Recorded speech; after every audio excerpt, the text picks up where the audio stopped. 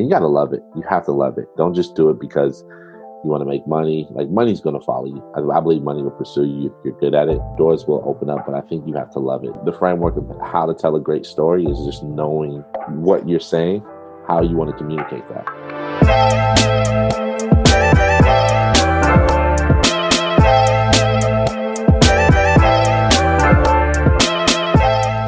What's up, everybody? Welcome to another show of the Sports Storytellers Podcast. Today we have the honor of bringing on Squint. You may know him as a photographer. If you follow him on social media, capturing some of the best. His photography is really hard to compare to anyone, and it's some of the best stuff that we've seen out there. So we're really lucky to have him today. But while he's might be known as a photographer, he's really much more than that. There's a lot of layers to Squint, as well as most people that we bring on the show and most people you may know. His client list stretches all the way from Steph Curry, Marshawn Lynch, Michael B. Jordan, Draymond Green, Frank Gore, Roc Nation, Nike, Bleacher Report, Beast Mode Productions. It goes on and on and on. He does much more than just photography alone. He really plays a huge role in all elements of branding. It's a really fun conversation, specifically if you're a creative and are looking, to hear from someone who's the best at the craft, but also you get to learn much more that it's more than the craft itself. So hope you guys enjoy my brothers and I guess our conversation with Squint. We're here with Squint. How you doing with this quarantine nowadays, staying creative? I'm enjoying it. I've accomplished something my family's never been able to do. Let's connect my beard finally. But I'm enjoying it. I posted this on social the other day when I was like taking it day by day, and I love that, because usually I'm booked anywhere from like a couple months in advance, and so like there was like a good 2-3 year stint where every weekend was booked, and I'm traveling and not getting the chance to just like slow down. So to actually have like time to be like, okay, I got my agenda is for today, like I can't really even see like the end of the week. And I really love that, How would you introduce yourself? Best way to describe what I am is just a person of perspective. There's like half the world knows me as a photographer. The other half knows me as like brand strategist. I've been in places where people are like, why do you have a camera? And it's like, it's crazy because there's like a world of people that know me for the camera and directing films and things of that nature.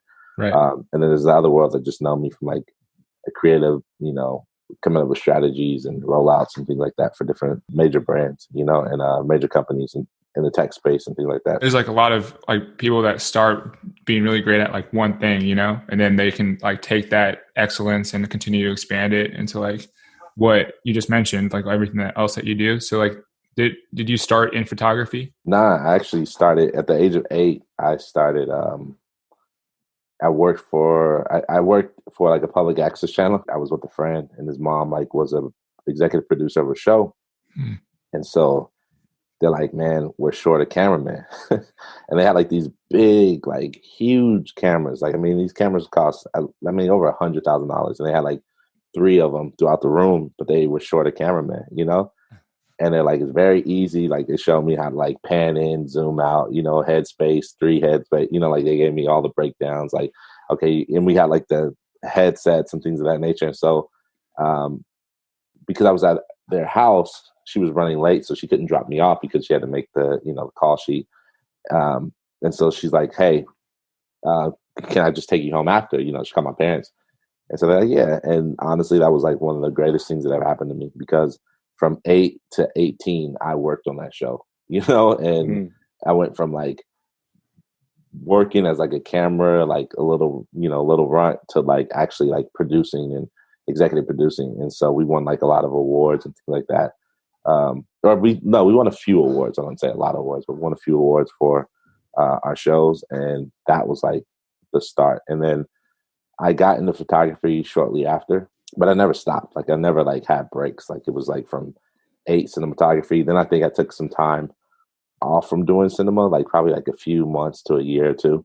And I started doing photography. And I just really fell in love with it. And at the age of 12, I was like, this is it. Like, I'm going to be doing this for the rest of my life. Like, this is it. Like, I'm sold, like, so I positioned like my life to be like, let's get in for the long haul. What about photography was it that pulled you in? My mom, like, we were really like big on arts and crafts. Like, so we didn't grow up with like cable, like we watched enough, but we were forced to like be creative, that's why like my siblings are really big into music and art, like we would do a lot of walking. We're exposed to a lot of like nature and documentaries, KQED, shout out to KQED. There was a local books company called Klutz Press, and it was like all over the world. So they did like all these like science books and all these like cool books. And, my siblings would always model for them, and they'd pay them like $20, for each session. And these books would like be distributed in like, Toys R Us, Target, like all over the world. And it was like, but the photographer was based out of Palo Alto, Peter Fox.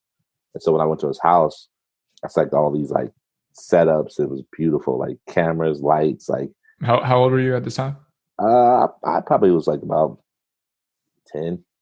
Oh, so still like working on the show. Yeah. Well, I mean, the show was like every Thursday.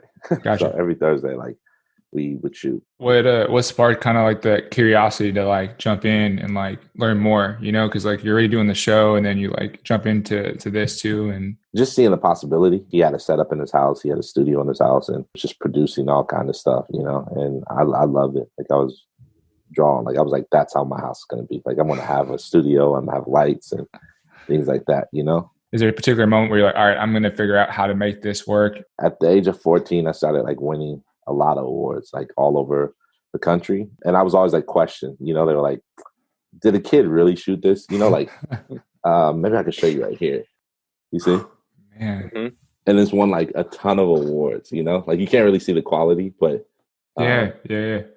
I'm 14 years old and I'm shooting like that. And so they're like, there's no way a kid at that age did it, and I had to show them the negatives, but it was really cool. Like, how like that got a lot of recognition, yeah, that picture means a lot to me, and to see like the possibilities of so many people, like there were like adults that were like crying when they saw it, so I was like, man, okay, I love like how the emotions like provoked thought to a lot of people, just starting off, if you want to learn photography, you start with like composition. You start with, what looks cool as far as colors, but much deeper is emotion. After all the textbook stuff, like, can you make a quality photograph that speaks to someone through emotion?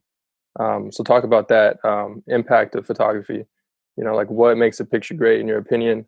I love like intimate shots. Believe it or not, like I was not a fan of black and white like at all. Like I'm coming from a film background. Color, like slides. But I've always been big on like emotion. Like I've always been like, I just make it simple. If it moves you, it moves you. If it doesn't, it doesn't. I think sometimes people just wanted to look more prestigious than what they wore. Like for me, like I like composition and I love like depth of field. I like emotion. I think because of having like a cinema background, I kind of want to shoot with a movie intention. Oh man, we feel that. I mean, honestly, I feel that in all your shots, man. Like honestly, the DeRose one comes to mind for me right now. Like the where he's like a baseline, he's probably baseline, and he's like, yeah. That's when he's playing for the Cavs. Yeah, playing for the Cavs, but it's cropped in, so you don't know. But it's like, so it's like it's just that emotion, like the way you capture that for me, especially with like because I watched a lot of his interviews too, and it's just like, man, like that is what that image is, the pain of like that's the transition of like.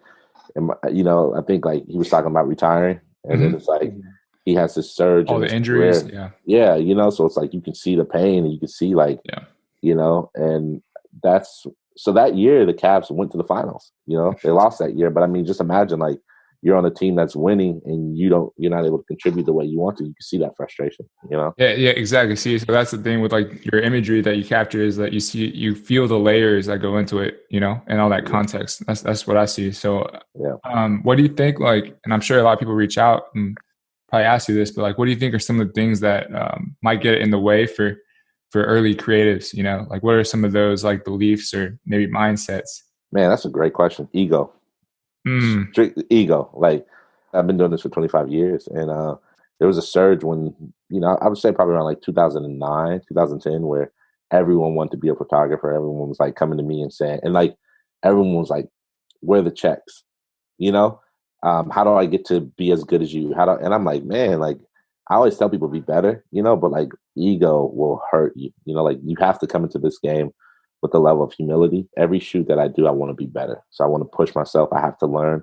I have to humble myself. I have to learn. I don't know everything. Like, I'm far from like technically skilled, you know, like I know a lot. I I mean, know. something that you mentioned to me, man, is like you're as good as your last piece. Yeah. I was so afraid because I got so much like recognition at an early age. I was like, man, I don't want to be known for only that one shot. And then the rest of my career is just like, you know, there are a lot of photographers that you only know them for certain shots. Like, I want to have like a massive catalog. So, but I think, where did that mindset come from though? When you're like, all right, I don't want to be defined by just this one shot.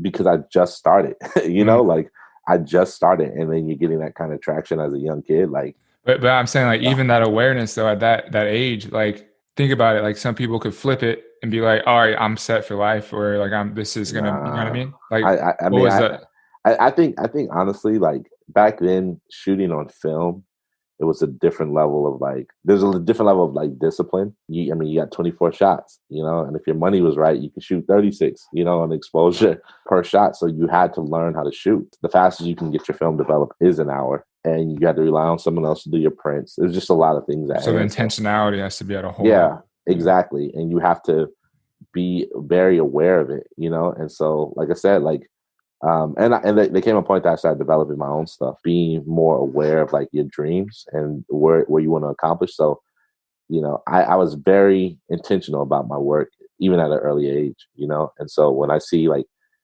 new cats that say they want to do stuff, I'm like, man, you got to love it. You got to be willing to, you know, put in the work when no one's seeing it, you know, when don't look for the glory. And, you know, people are like, how much do you charge? Like, well, you can't charge what I charge, because I think my worth is a little bit different, and my relationships. And not only that, like having a PR background, having a marketing background, having a branding background, the value is completely different. What are the other intangibles that you mentioned briefly there about, like, you know, you said you have like that PR background, you know, like different things that come with, you know, not only expertise in this creative work, but what do you think is also important for people to know in the creative space? Learning to collaborate with like others, you know, like I think that's a key, because there's so much. Like, I mean, I spend a lot of time with you guys, you know, and I'm really inspired by you guys. That's why you have to surround yourself around other creatives to just learn and being willing to learn. Like, I mean, we exchanged a lot of information and we learned from other people's techniques. And, you know, I don't copy what people do, but I learned like, oh, that process that works. Like, and it helps me like get a clear cut definition to like my process, you know? What is it about your style of contrast that you love so much about the image that you take? I was 18. I shot this in film. This was in Atherton, or Miller Park, right? And so this is a good friend of mine, his grandfather. It's like one of my favorite photos, right? Seen you posted. Yeah, this is incredible. Yeah. This is probably like my favorite photo. I'm not gonna lie, you know, like it just means so much to me. But I spent like 300 man hours on this photo, man. I shot it, I developed it, and I printed it. And so when it was developing, I went to school in San Francisco, Art Academy, and someone opens up the dryer. Now, if you know how bad that is, like opening up the dryer in mid, like while it's drying, is horrible. So all these dust particles fell on it. Yeah, I was so mad. And I'm a college student. You know, I'm 18 years old. I didn't have money at all. I was like beyond broke. You know, so supplies meant everything. I was so upset. I was so mad. And I learned how to like spot. There's this thing called like spotting, where you like actually get the finest paintbrush with like a bottle of small ink, and you would dip it in there and you would dot every little black and white. And so for me, it's like it took me years to get it to the way that I wanted it to, you know? And so this is the result. But like, if you can see, it's endless, you know? It's like, people are like, man, that's crazy. You put a background. Like, no, this is actual shadow, you know? Yeah. Oh, wow.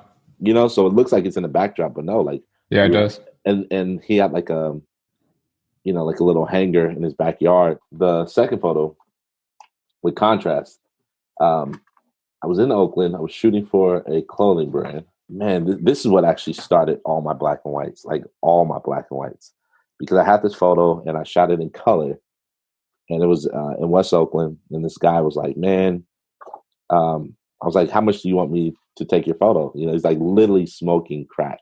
He's smoking crack right there, you know?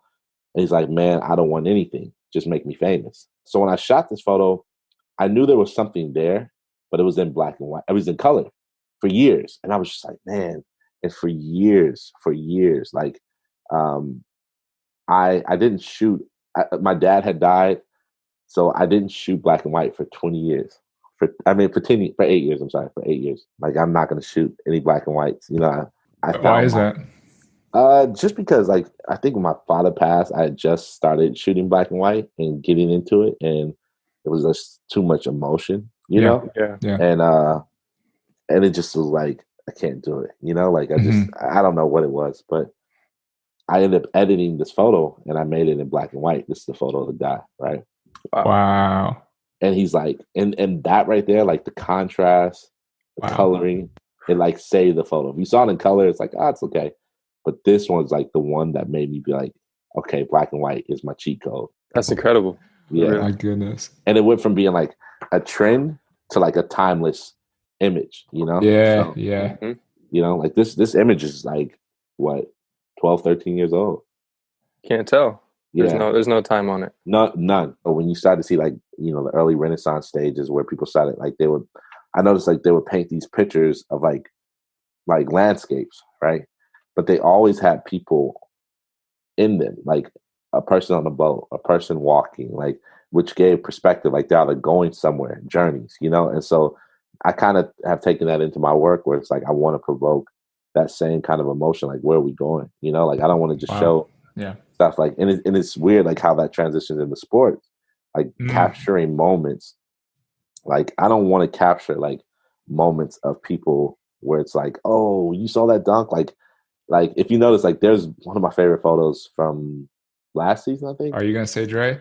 Draymond, yeah. Draymond. And Draymond, like he's dunking. That was the craziest thing I've ever seen, man. Yeah, honestly. and then like you see, you got to show that for. Oh, we got it. We'll throw it out. If you guys are listening, get on the video. Yeah, but you got to show that, like where Draymond's dunking, and you see like hands, you know, and like people are in between the hands, like you can see the dunk like perfectly, you know, like you feel that emotion, you know. Craziest thing I've ever seen. Honestly. Yeah, you know, like you know, and that's the thing. Like I want it to be more based off of like certain joys, you know, like here's I got a photo here if you don't mind, like showing Steph, right? So this is like all-star, you know, and like you can see the joy in his eyes, like man, looking up too. Yeah, you know, was that in Charlotte, right? Or? No, this is in I think LA. New Orleans. No, this is LA. LA. Oh, okay. For the All-Star game, but it's like this is the first time they had like captains, so it was Steph versus LeBron. Okay. And you can see like how, you know, just the excitement. And I have like him and a couple other people. And it was so intimate. It was so intimate. Yeah. Like, you know, like we're right there. The lighting was just hitting. And Steph wasn't even like focused on anything but just the joy of the game. There's a lot of shots that I don't see in, you know, complex mags, double XL. Like you have a unique perspective. You want to talk about your approach when you're capturing someone on stage or off stage, some of your favorite moments, maybe?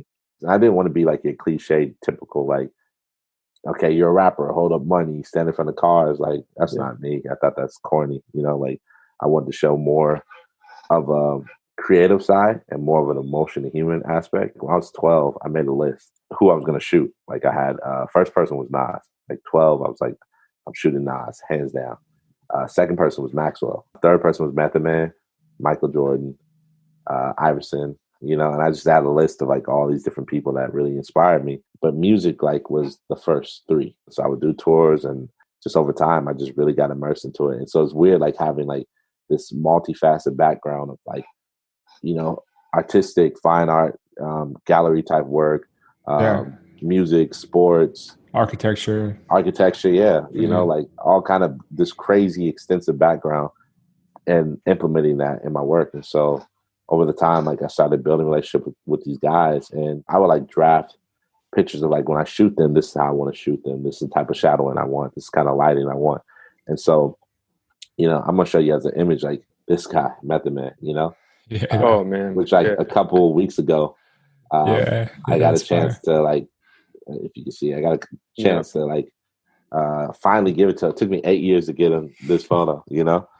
And I sent what was the reaction? What was his reaction? I sent it to him before. I knew it was a big shot, so I like put like watermark all over it, you know, like watermarks, because I didn't want him to crop it out, you know. How do you feel about watermarks? I think they're horrible. I think they're horrible. You know, I hate that's why I wasn't and because I think they're horrible. I didn't do a good watermark. I just wanted it to be uncomfortable. It's like when you when you buy like images for like school, like your school photos, and they have like sample like right over your eyeballs. Yeah, you know. But when he saw it printed up, I printed up big, you know, and I had it in a nice box. And he was like, "Man, this is so dope." There's so many people swarming him. He's like, "This is so dope." And he's like, "Thank you, Squint. Thank you." It's method, man. You know, imagine a 12-year-old kid. Yeah, on his on the list you made as a kid. Yeah, and the fact that I've shot him a bunch of times, but just never got a chance to like get it to him. The shot that I can't get out of my mind right now is not only that one, but the one with Nas and MJB and Mary J. Oh yeah, the King and Queen tour royalty. That was honestly was the framing, the composition, everything. Like Yeah, I love Nas, man. I love and like that shot was so big to me, man. You know, like that was such a meaningful shot. You know, and that was pretty recent, right? That was last year. Yeah, that was last year. So. Man, believe it or not, like I've been able to shoot Nas and capture his shows since like 2000 and 7 years. I'll just say that, you know. And so it was like the first time I actually got to shoot Nas, and it was just like, oh my gosh, this is insane. I've been doing a lot of like self-reflecting, so this time it's like, how the heck did that happen? You know, I listened to Nas like first time going to New York. I knew New York front to back because of Nas and Wu-Tang. You know, I didn't need any map. I didn't need anything. I was like, I knew my way around New York. You know, I did. I knew what trains to catch. I knew where to go, where to get off. It was crazy. What other like nuggets would you give to someone who's starting off, who maybe wants to like shoot a show, shoot an event? You know, you have to. I think you have to know where you're going, even though you don't know. Like I had a really good. I kind of like had some time to learn on this one guy he was from Poland, and he gave me. You know, he's very he critiqued my work in such a way that was so irritating, you know. So that it kind of was like, I'm gonna show you kind of situation, right? Mm-hmm. But like I remember like I was like, hey, I can shoot. I was working at a photo lab, and so he would come through and I would show my work. And he's like, man, I was like, I can shoot. He's like, I don't care about your portfolio. That's what he told me. Like he closed it. He wasn't even looking at it. He's like, I don't care. He's like, can you shoot? And I was like, huh. And he's like, I don't care about portfolio because the portfolio it just shows me how good your work is. He's like, can you actually shoot? If I were to hire you for a job, can you execute what I need you to do? You know, because a lot of times people think that they can shoot because they've shot certain things and they're just guessing, you know, like you have to go into it with an intention, you know, like for me, like I'll go in, I'll kind of scout out the land. I'll kind of like think of the timing. Then I'll know what kind of lenses I need. I know what kind of like, card, like you have a small window of opportunity, especially when you're shooting music, you know, like they're going from different, you know, sides of the stage. Exactly. Like you know, 3 songs. Anticipation. Yeah. Well, yeah. I mean, you make a good point. Like certain artists, you get 3 songs, you know. Yeah. I've been fortunate to go on tour with a lot of guys. So I kind of get like the all access, you know, which gives me more time to kind of like gauge the show, know what certain things, like who's being featured, who jumps out, the Nas and like Wu-Tang concert, right? And I was like one of like a rare sighting. I knew that there was like he's gonna bring them on stage. So he brings like Ghostface and Raekwon, which is like, oh my gosh, like as a hip hop fan, you know, like this is such an iconic moment.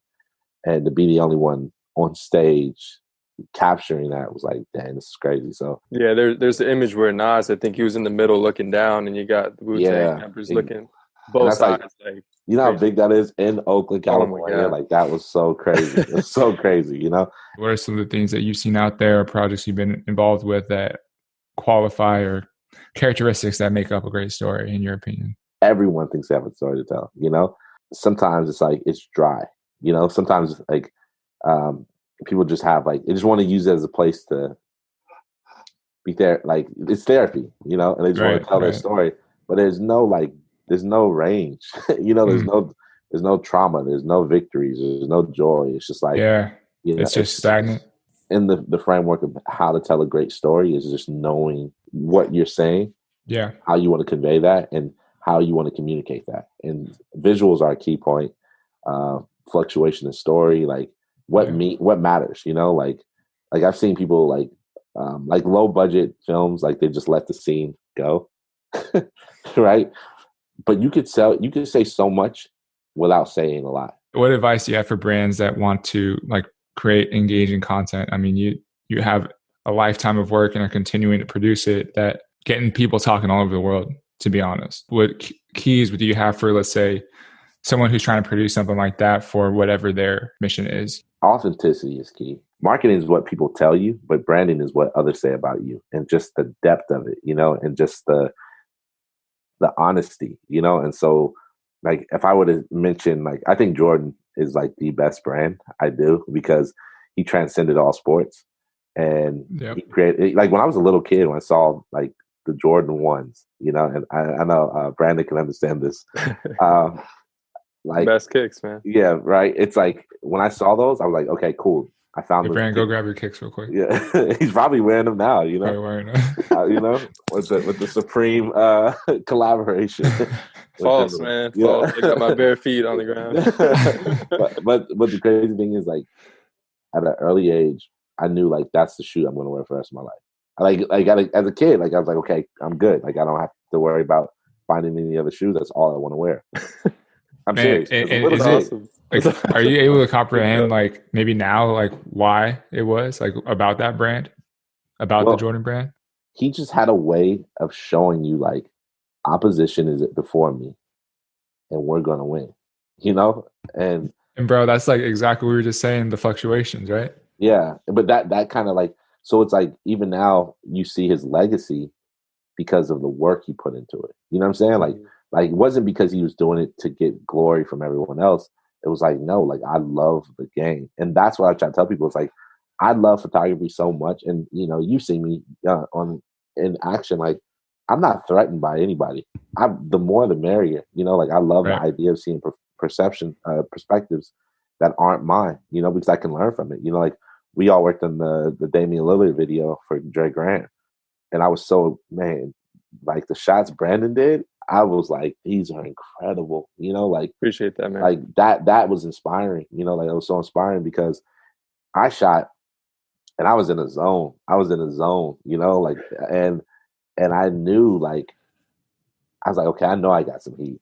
And I see with Brandon, I was like, oh my gosh, this is so crazy. Like, I wish I would have, like, forced him to shoot even more, because he was killing it. And then, like, there's one shot I want to put up right now that's really dope that Brandon got of you on the roof getting your shots with Dame and Brookfield and Tevin and everybody up there. But yeah, that might have to be my default picture.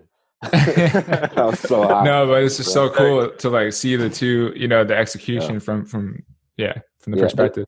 And that was so inspiring. I mean, I'm working with two different guys that bring in two different perspectives, and we're all working together on the same team. That was the best. Maybe you touched on this already, but, like, favorite projects that you've worked on, perhaps key ingredients to building a successful team. I did something of Isaiah Thomas right before he went into his first playoffs. That meant a lot to me. We flew out to Boston, like, cold conditions. It was just a lot. And we filmed a commercial for Power Hands. We filmed a commercial and we filmed campaign, shot a whole campaign, like product campaign, but we only had, like, a small window of time. Like, I mean, like probably like a 2-hour window to shoot a full commercial, shoot. That's where that preparation comes in. Yes. Right. And so, and then, no one saw the location. So we were like, as long as this location is blacked out, we can have lights, we can do X, Y, Z.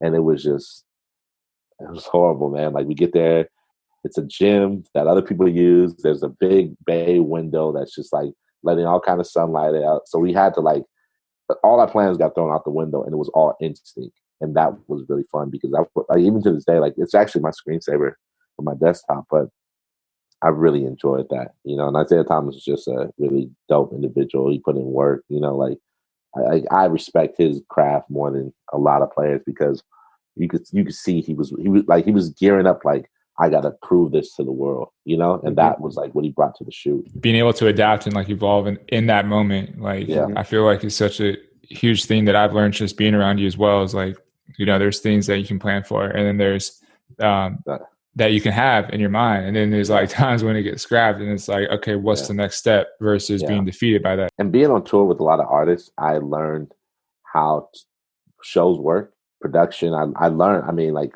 putting on my own shows and putting on my own production and having concerts and throwing concerts that 20,000 people come to, 10,000 people, like knowing how it works and understanding how the game goes, understanding stage, lighting, like all, I've been a part of some of the biggest productions, and knowing that, like I study so I know my way around and what I'm up against. I feel like you look at every single event experience as like another, like an exponential moment of growth. Yeah. And it's case by case, like I learned like what lenses am I going to have? Who's going to be my assistant? Like how many cars do I have to have? How am I going to dump? Like I can't have a flash, they're going to kick you out at a certain time. So make sure you bring this lens, and, like you have to be very mindful of capturing that moment. Like it's a lot that goes into it, Brandon said another part. So how do you build a successful team?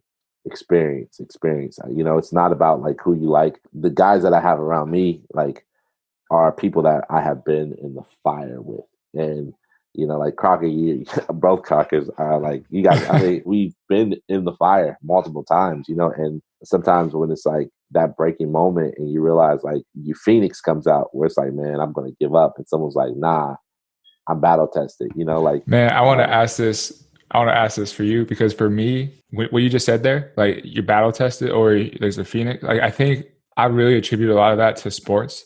Like for me personally, like there's so many times when you're huffing and puffing, you think you're gonna like have to turn around, puke, or do something. Like your legs are dying, and now you got to get in for another lifting session, and then you got to go run, do some sprints, and then so like for me, like that, I think. Like the creative work is the only other thing that I can actually find that's close to those same feelings that like excites that growth. There are three things that I live by. First thing is like no one tells me no. Like no one tells me no. And when people do tell me no, I was like, no. Like I don't think you understand. Like there was a time like I was like trying to work a fight, and I was like, and I was like, look, this is it. Like everyone's like, yeah, you're going to get it. Not a problem. I'll make sure you get credentials. Bro, I didn't get credentials. I felt in like, it's probably like the closest thing to depression that I ever faced. And I felt like a failure. I was like, man. And then like, imagine like watching the fight at home when you could have been there and like, what you would have done for that fight. And it just was sickening. The next year to the day, like literally to the day, I'm getting offers for someone to buy my documentary, and that meant so much. And it was the same people, where it's like, J. Cole was like, man, he's trying to give Jay-Z his album, and then a year later, Jay-Z's like, I can't take that. Then a year later, he's paying him, like that kind of rush. And that's happened to me like my whole career. So it's like, no one tells me no. The second thing is like, I'm comfortable fighting giants, and so like I find myself how whenever there's like big opposition, like I've built up an endurance to kind of go up against and be like the odd man out, like or like the underdog all the time, and then you rise to the occasion, and it's like, man, that little guy destroyed this giant or went up against this company. Like that's happened so many different times. And so yeah, I love that. That's almost like I kind of go into it with that mentality, and then the last one is like you got to beat the crap out of fear. I think when you're building a team and you're building the right people around you, everyone has to be battle tested. Everyone has to have that same hunger and tenacity to say, hey, like nothing's going to stop us. And I've seen that. That's all I've seen with you guys, between you, Mike Falabi, who's incredible, like my son, like just an incredible artist. And then like Matt, and we have other people too that's we've had over the years. But like when I see you guys as the core team, it's like, that's my X-Men.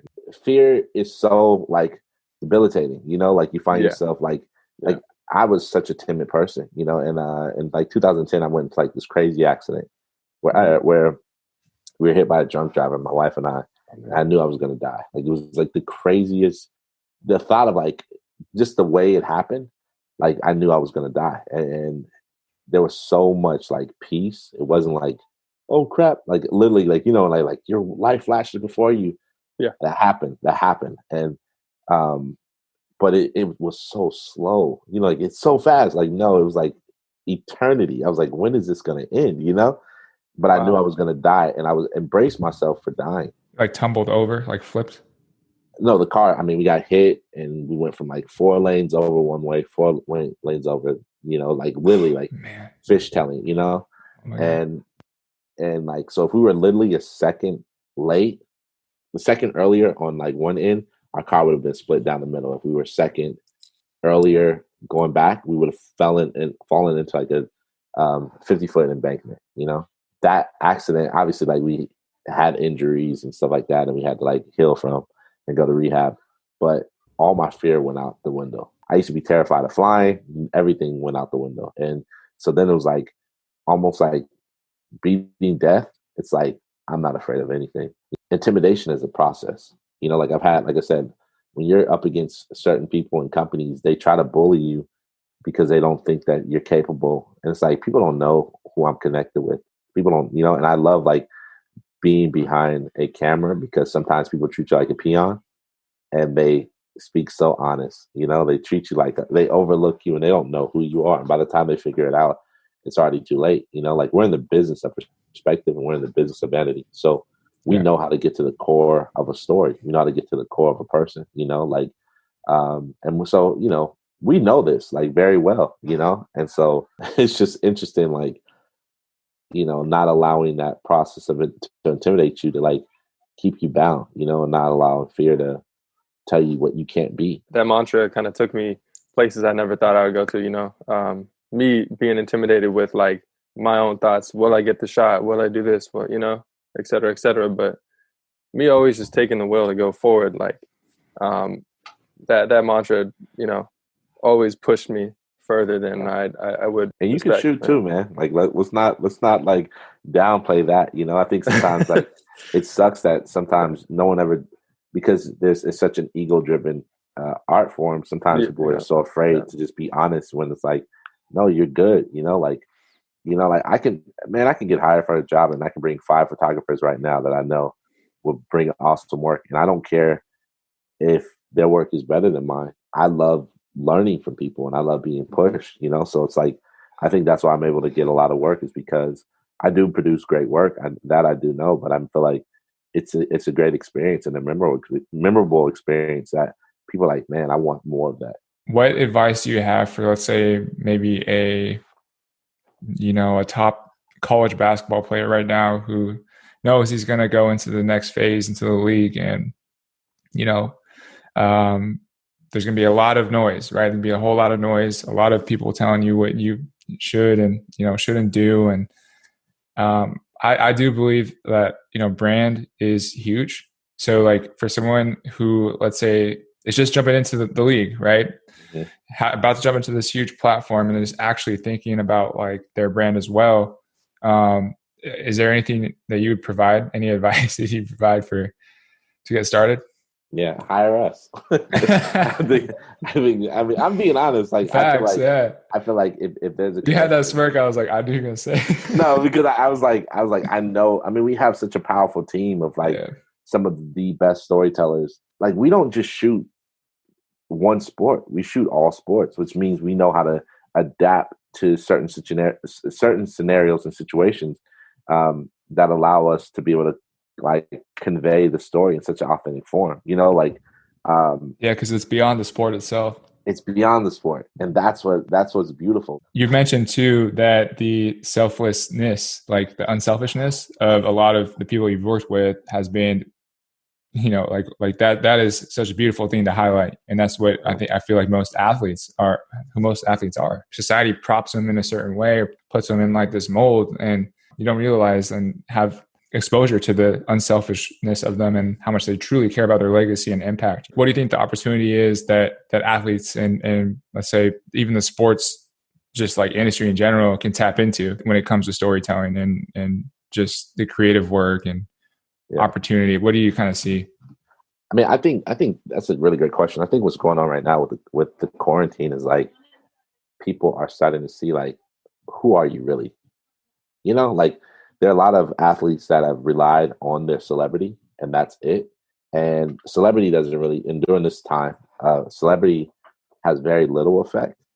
Like, I mean, just think about it. Like, if you see someone who's super famous right now we'll say they're at Whole Foods or Trader Joe's, you're not going to run up to them and take a photo. Like, you're not going to hug them. You're not going to, like, during this time, this isn't the season that people really want to be engaging. So it's like 6 feet apart selfie. Exactly. And then it's like, it's funny how selfies are at an all-time low since their existence, because people are afraid of like showing what they actually look like without being dressed up, and so some people are embracing their grays, some people are embracing like their flaws, but we're all at like an equal place right now, which I think is very beautiful. And so I think from a storytelling standpoint, it's like, who are you beyond the sport? Like when I saw something on Shaq, I like Shaq. I love Shaq as a player, but I love Shaq and just seeing like what he does for people that's in him. You know what I'm saying? Like there's certain things like I've worked with athletes that just really don't know charity, but they're looking for a photo op. They'll only do charity if it's set up for them, like they don't really have it in them. And that's okay. Like, because that's just selfish. They've been catered to for so long, like I've been around athletes that I've learned for years. Like I know it's like they never open the door. And I know it's something that's so small, but it's like they never open the door because they're so used to people opening doors for them. Like they've literally like waited and like let me go in front of them and like tap my shoulder, like, oh, get that door, And I'm like, you're crazy, right? Wow. And so, like I've seen that. And so I think when you think about the component of being a storyteller, you have to be mindful of like, who are you beyond your sport? Who are you, like the reason Jordan was able to sell and to this day still sell shoes is because he had a story that we all got to experience, and he fought opposition. Like, look, I lost my dad when I was 20 years old.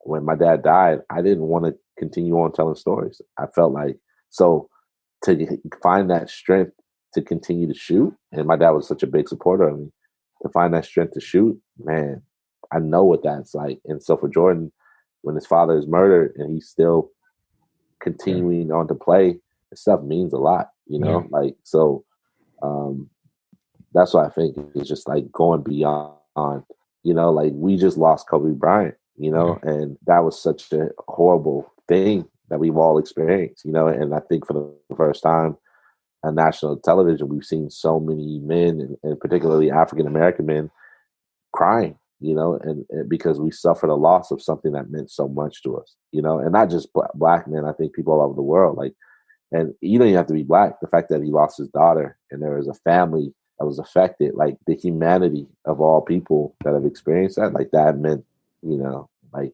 that man impacted people beyond the sport. And that's what I think, looking at the integrity. All right. So some closing questions here, man. Thanks for your time. What advice do you have for sports brands right now and or athletes? Just be organic, authentic. Don't copy what other people are doing. Because I think a lot of times brands milk certain people, milk them to the point that they can't move because they're into this box, And so it's like you want to be more organic and authentic and make sure they align up with what you do. It's knowing who they are and then like knowing where they want to go, like what you're saying. Exactly. And then it's like, and this is a great opportunity, like you mentioned, for us to define that and like do that internal digging and understand what our, I guess, like what unique ability is, right? Yeah, or unique value. Exactly. You create your own identity, and and everything's case by case. Every project's case by case, And so there are going to be certain elements, like when we worked on the Drake Grant video, like there were a lot of elements that were inspired being from California, being from the Bay Area, being, so like you see like the Nipsey Hussle reference where he's hanging out of the car, but he did it with an Oakland flair, like you see the black and white, which is like my specialty, my strength, my love, and how the director Tevin like really had a desire to bring out elements of Oakland, but make it a classic video, So, Tevin said this himself, like he's like, man, that's your DNA, but it wasn't that I don't own black and whites, but he was like, man, you specialize in that. And, he put photography in it. He made all these crazy classic elements. And just, but that's a guy that was inspired by stuff, that paid homage to it. but also did it in his own unique way, you know? And Right. so Right.